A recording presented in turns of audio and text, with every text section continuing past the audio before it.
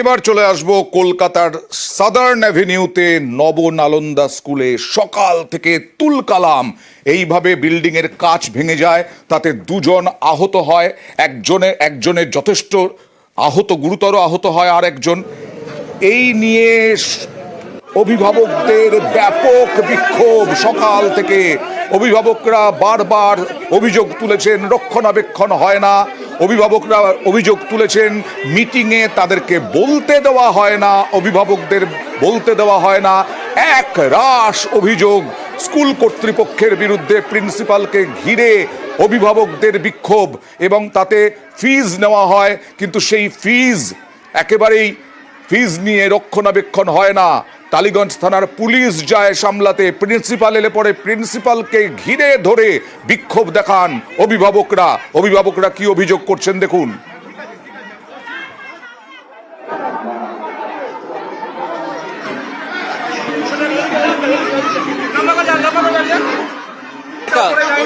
যে আপনাদের দোষ দিচ্ছেন কেন, বাচ্চাদের দোষ দিচ্ছেন কেন, মেনটেনেন্সটা করেননি কেন?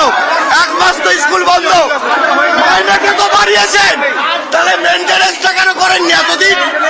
এতদিন হাতে চুপ ছিলেন, দায় নেবেন, আপনি দায় নেবেন? কথা বলুন, পাবলিকের সামনে কথা বলুন, আপনি কথা বলছেন, আপনি কথা বলছেন।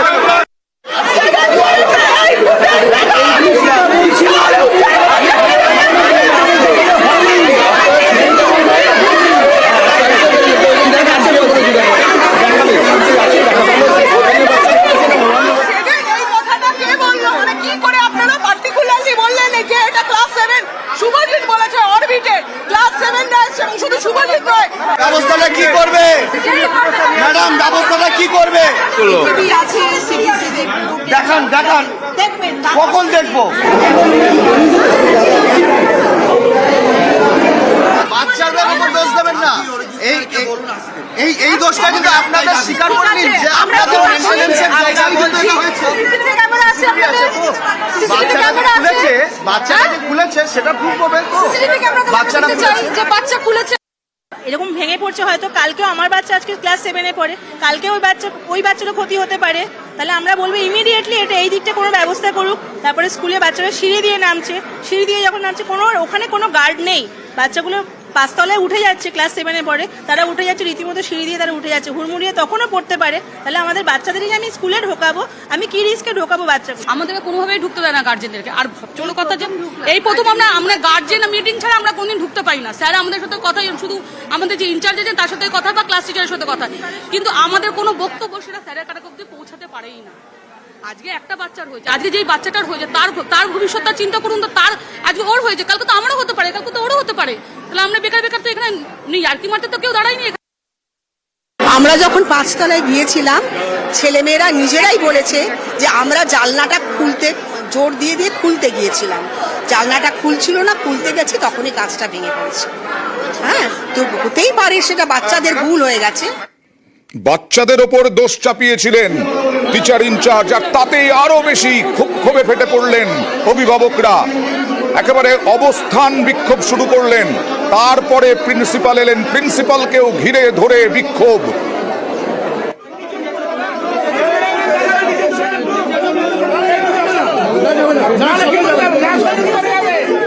প্রিন্সিপাল নিঃশর্তে ক্ষমা চাইলেন এবং অভিভাবকদের সঙ্গে বৈঠকে বসার আশ্বাসও দিলেন, এবং অভিভাবকদের কাছ থেকে কি অভিযোগ লিখিতভাবে নিয়েও আসতে বললেন। অভিভাবকদের অভিযোগ ছিল এতদিন ধরে মিটিংয়ে কোনো কথা বলতে দেওয়া হয় না অভিভাবকদের। যখন হয়েছে তখনই জানি আমি সঙ্গে সঙ্গে আমি নার্সিং হোমে ওদের নিয়ে টিচার নিয়ে চলে গেছি। ফার্স্ট এড বক্স সবই পাওয়া যায়, কিন্তু ফার্স্ট এডে যখন একটা কেস ছিল না, একজন যে ইনজিওর্ড হয়েছে তাকে কিন্তু এনজি মেডিকেলে নিয়ে গিয়ে সঙ্গে করে দেওয়া হয়েছে। কি মেনটেন্স নেই, বারংবার কোথায় কে অভিযোগ করেছে? একটা কাজ যদি দরজাটা খোলার সময় যদি ভেঙে পড়ে যায়, তার মানে তো মেনটেন্স নেই। রেগুলার স্বাস্থ্যমন্ত্রী কথা, ওই রিপোর্টগুলো নিন, হয় কি হয় না। অ্যাম্বুলেন্স তাকে দেরি করেছে, তাকে ডেফিনেটলি শোকজ করা হবে। অ্যাম্বুলেন্সের পয়সা হয় সেটা কিন্তু তাকে করা হবে।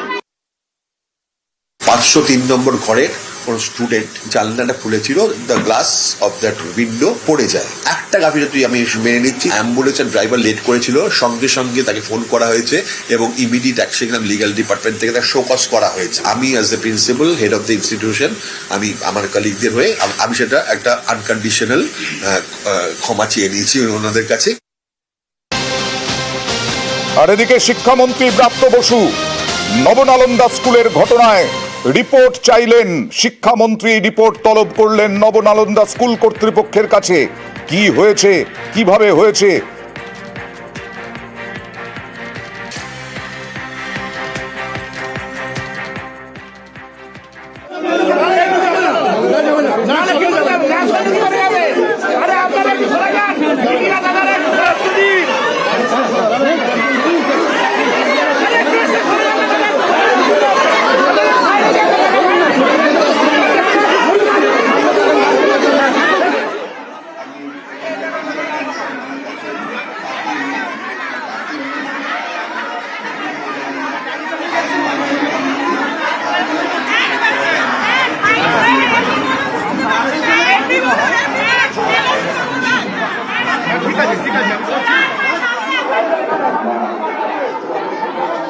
গাছের গায়ে এবার কিউআর কোড। গাছ চেনা যাবে এই কিউআর কোড দিয়ে। হুগলির চন্দননগরের স্ট্র্যান্ড রোডের গাছগুলোতে এইভাবেই বসানো হয়েছে কিউআর কোড।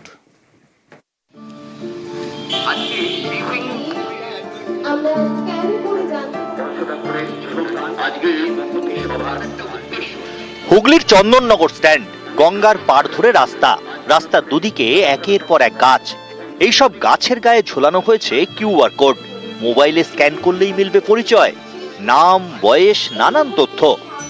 আমাদের পৌর নিগমের পক্ষ থেকে যে উদ্যোগটা নেওয়া হয়েছে সত্যি এটা প্রশংসনীয়, কেননা পরিবেশ আমাদেরকে বাঁচিয়ে রেখেছে। আমরা বলি একটি গাছ একটি প্রাণ, আর এই যে কিউআর কোডটা ব্যবহার হলো, এটা থেকে কিন্তু অনেকে এই গাছপালা সম্পর্কে বিস্তারিত জানতে পারবে এবং গাছটা কত বছর, গাছটা তাদের গাছের উপকারিতাটা কি, এই সমস্তগুলো এই উদ্যোগকে আমি একদম সাধুবাদ জানাচ্ছি এবং ভীষণ ভালো উদ্যোগ।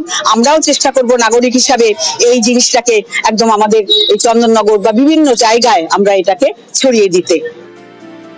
প্রাচীন শহর চন্দননগর, এই শহরের নানা প্রান্তে রয়েছে বহু পুরনো গাছ, বসানো হয়েছে নতুন গাছও।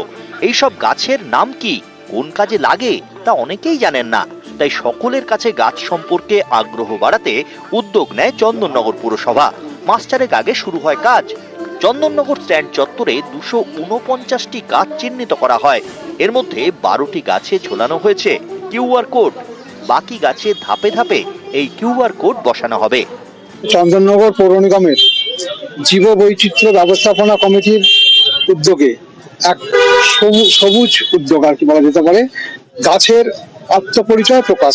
সেই সমস্ত মূল্যবান কিছু গাছও আছে যে গাছগুলোতে কিন্তু কোনো মানুষই কাটার কথা আগ্রহ প্রকাশ করবেন। যে 12টা গাছকে আজকে এখনই করতে পারবেন, আপনারা গেলেই স্ক্যান করলে পাবেন। যেহেতু 12ই জানুয়ারি 12 তারিখটা আমরা করেছি 12টা গাছ, আর এমনি আমাদের 249টা গাছ অলরেডি আইডেন্টিফাইড, হ্যাঁ, সেগুলো স্ট্যান্ডে আছে। আমাদের এই যে স্ট্যান্ড রোড, এই স্ট্যান্ড রোডে এই অঞ্চলটাকে আমার এই পৌর নিগমই প্রথম একটা গ্রিন জোন ডিক্লেয়ার করা হয়েছে। যে একটা কিউআর কোড, একটা আগামী প্রজন্মর কাছে যে একটা বার্তা দেওয়া, যারা এই টেক সেভি, তারা চটজলদি যদি জানার ইচ্ছা থাকে, উৎসুক থাকে, তারা স্ক্যান করেই ওরা জেনে নিতে পারবে যে এই গাছটা কি, গাছের উপকারিতা কি। চন্দননগর থেকে সোমনাথ ঘোষ, নিউজ 18 বাংলা।